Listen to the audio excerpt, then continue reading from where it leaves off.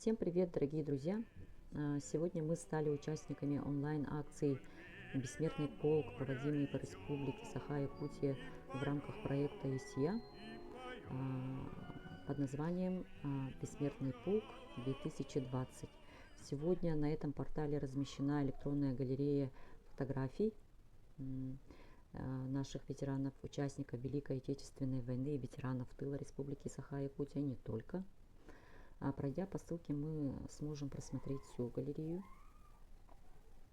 И благодаря этому проекту мы можем увековечить память наших ветеранов, наших бабушек, прадедов. Путем размещения в соцсетях фотографий нашего дедушки и бабушки мы сегодня стали участниками этой акции. Сегодня на портале ЕСИЯ размещена фотография моей бабушки Петровой Варвары Романовны.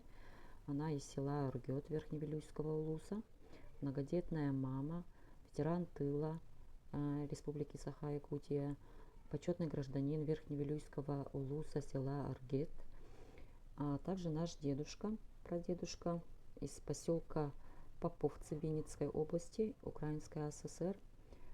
Хочется поблагодарить ЕСИЯ за представленную возможность принять участие в этой замечательной акции. Спасибо вам большое.